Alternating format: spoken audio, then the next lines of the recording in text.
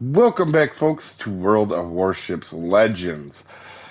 I'm Super Dave, and today on the Build and Play Guide, we are going to be talking about Helena, or Helena, however you want to pronounce it, the light American cruiser, and this is a fun ship. I haven't played this in a long time. I had rushed the American lines right when I started, right when I got the game, and it did terrible with it. So if you want to know how not to play this right off the bat, broadside, shooting your guns off without turning. That's basically how I first played this when this first came out. And since coming, played it the other day for the game that you're about to see, and I can tell you it was a lot of fun. I forgot how much fun this ship was. Well, the teammates weren't fun, but the ship was a lot of fun. So, for the ship itself, let's do our commander first. It is Norman Scott. I do have the Popeye Geist or skin on it. Nikolai Kuznetsov. I always struggle with that one. Cruiser, main battery range, inspiration, and Membelli for your reload time. Your base trait is directed impact, that is shell grouping, and for your skills, do beyond range, igniter, punch through, fixated, and fully packed. Now, at this point in the line, I would definitely be still taking refill station until you get to Cleveland. But because I use this commander for all my American cruisers, including heavy, I have it on fully packed for the extra raiders that you get later on. So I would definitely do refill station. And also, if you're using him only on light cruisers, I would do armed and ready. That tells you how many people are getting ready to wipe you off the map if you're not careful. So that is a helpful skill. And because in light cruisers you're not using AP, this is a better purchase in general anyway on the Americans. I do use AP. You'll see it in today's match. You saw it in the Dallas video.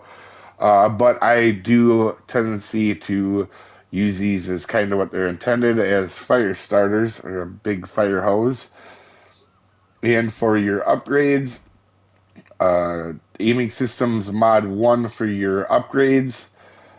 And for your second one, you could do either steering gears mod 2 or propulsion mod 2, and that's all up into your playstyle. A lot of times I take steering gears, but I've been testing out propulsion mod because I like to dodge torpedoes this way. And this is one of the few lines where there is times where I'm kind of sitting still.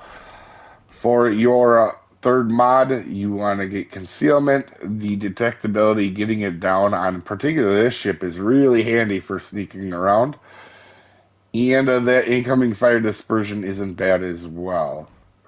For your actual upgrades, I wouldn't do them in the order that I did. I would actually do them your firing range first.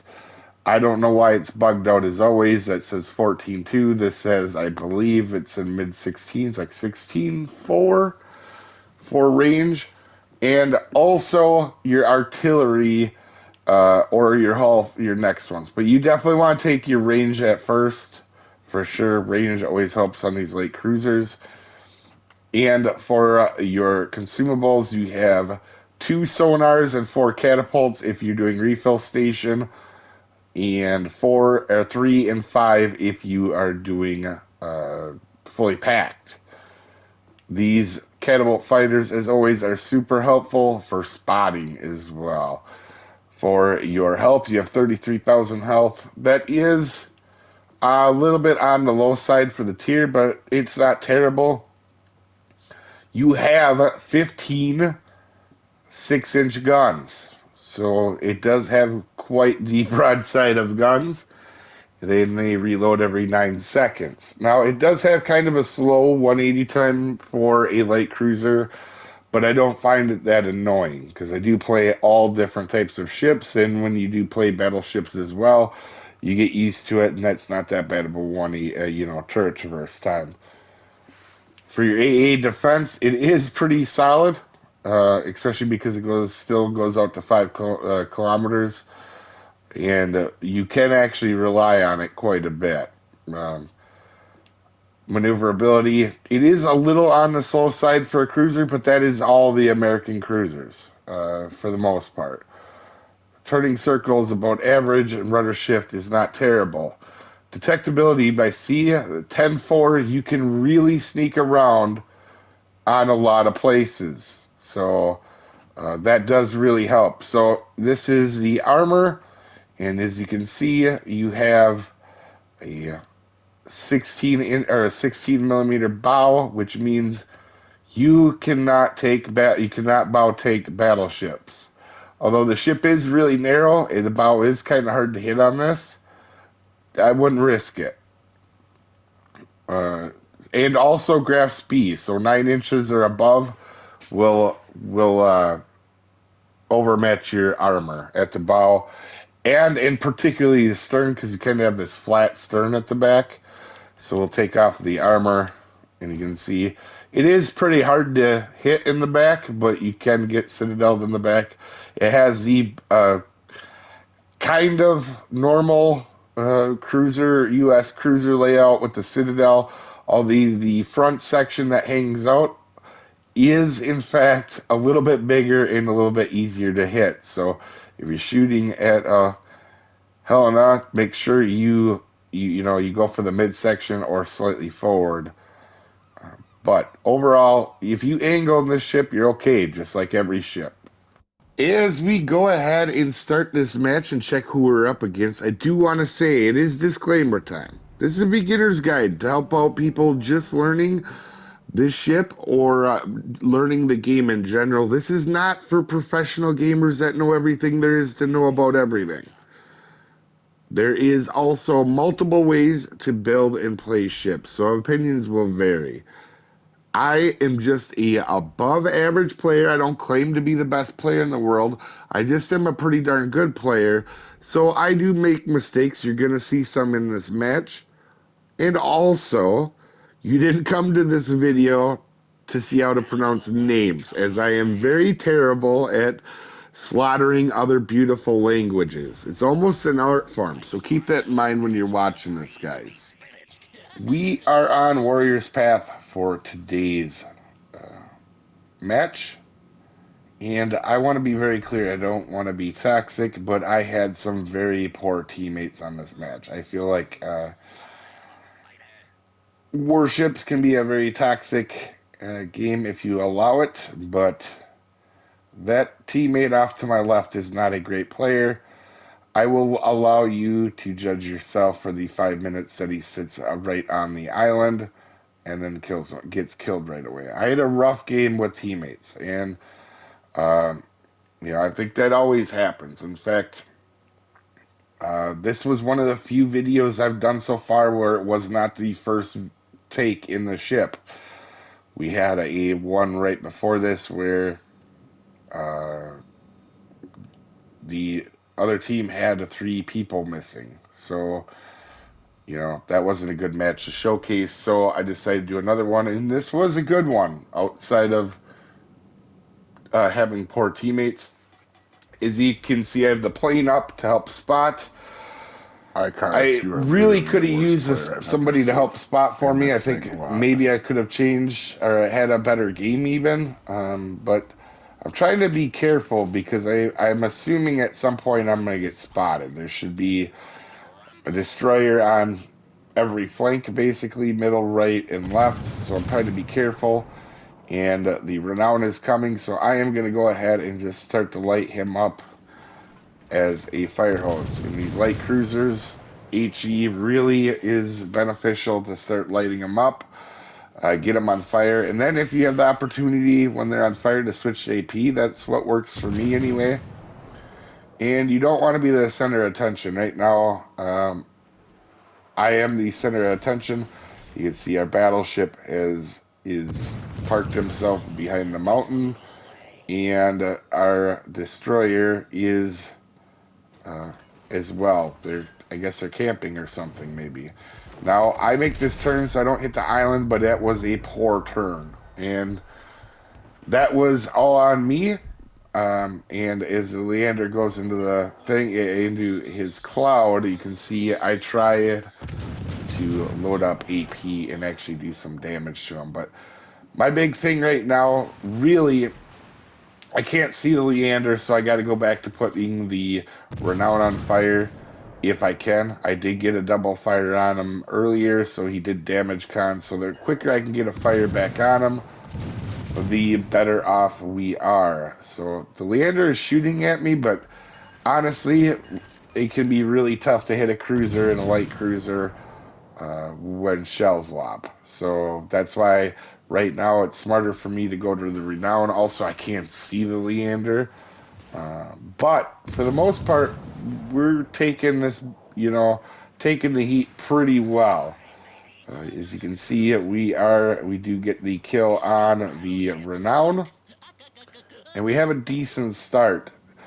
Now, I wish if I had had spotting, I wouldn't have had to been so far off out of the match with that Renown charging like that. If I could have, I could have been tucked up somewhere and not been so far out of the match, and now I got to get myself back into the match. And we've actually already lost a cruiser and a destroyer. So it's kind of tough, and I want to get there and help the team and get going here.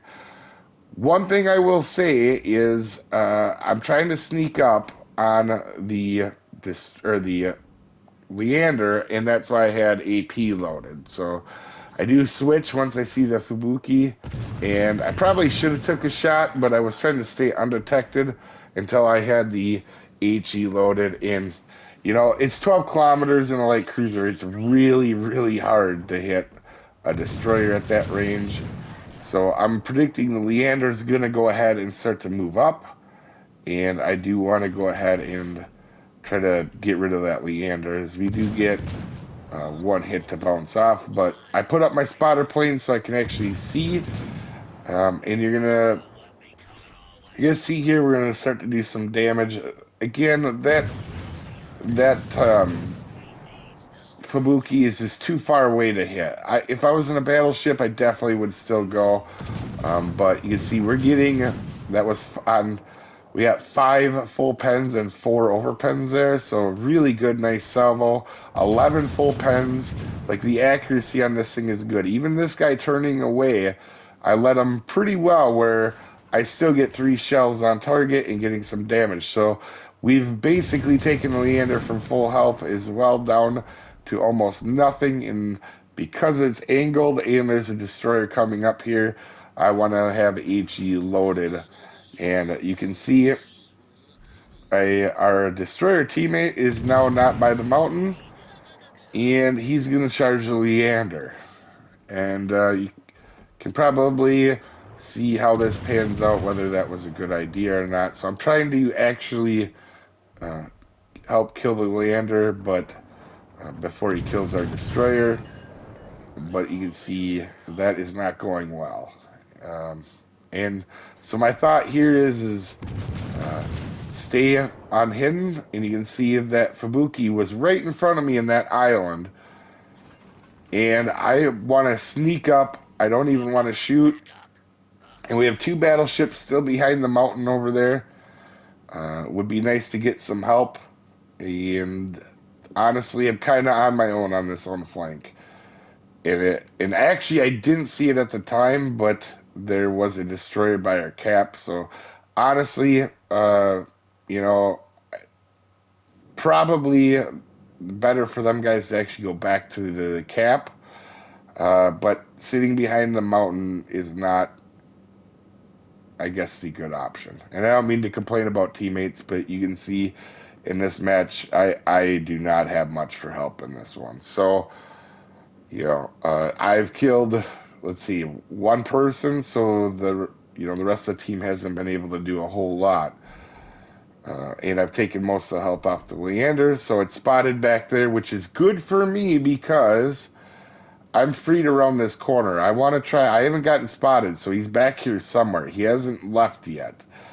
And I really want to catch this Fubuki off guard. I love destroyer hunting, and it's very important to the match as we got no destroyers, and they have 2. As you can see, I'm spotted right away. I want to get turned just in case torps are coming.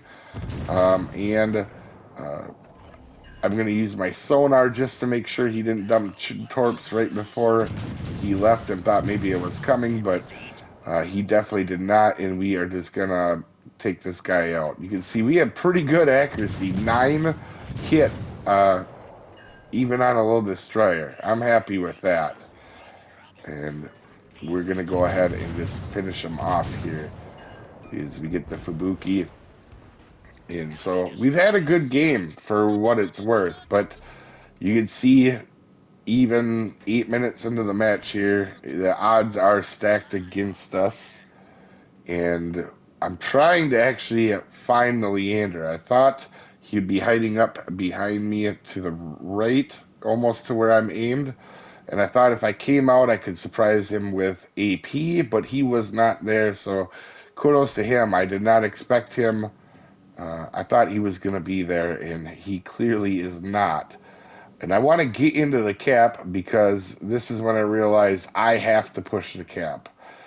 Or do something, because otherwise we're going to be in a world of hurt.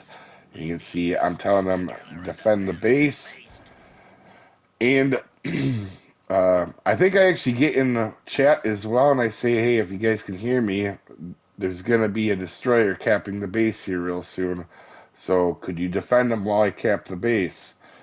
And they stick to exactly what they've essentially been doing for the most part.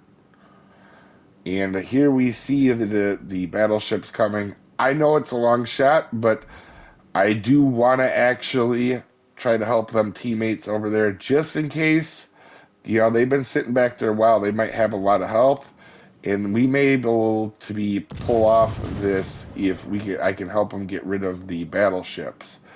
So I do start unloading on them.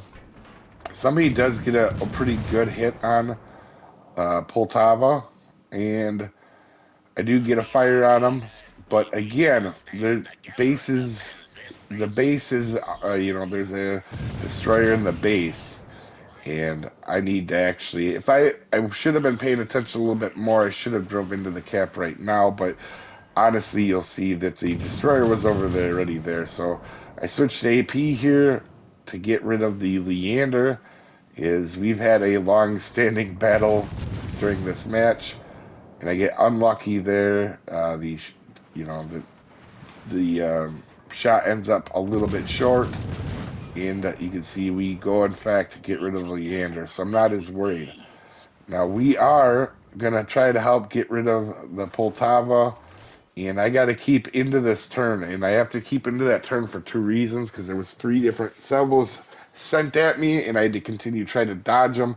And also, I need to get into the cap, and I go dark for a minute here just to see what is going on. I'll take a look at the map, and that destroyer is spotted right next to Nagato. I was really hoping he hit him once, because maybe we could do something with that, but he's more focused on the battleships, and Nagato goes down, and our other guy is still over by the mountain. So I think with maybe a different luck of teammates, this may have turned out a little bit differently. I'm holding my end of the deal here, or doing my best anyway. And if the Colorado's guns aren't pointed at me, so I have no problem trying to hit him from here. I'm not worried about getting dev struck in. So I'm trying to do my best to help out the last battleship that's over there as I get a high caliber, and we cross 100,000, which I don't normally care about, but the kills that we've gotten have been very good in full kills. We fully did most of the damage on the Renown, the Fubuki. We've helped on the Poltava, the Leander we took out. And I know I'm getting shot from the right over there, but it's a cruiser, and it's not hitting very hard, and it's a Mayoko. So now I'm going to try to get rid of that quick, because if it does come down to points, and I need to have this guy stop hitting me and to quit resetting. But you can see here, as our battleship is actually dead. So now, honestly, at this point, I know there's not much chance I can win. So I do kill the Mayoko, but I see these rounds coming, and I'll be honest, I didn't even try to dodge them. I started to, and then I'm like, nah. No point in wasting their time any farther. Saved them about 15 seconds, and I don't really care about my KD rating. So, but again, I mean, I played about as well as I could have. And top the leaderboard, and you can see, them teammate scores, there wasn't a whole lot of help there. Anyway, you have a wonderful day, and I will see you next time, folks. Have a good one.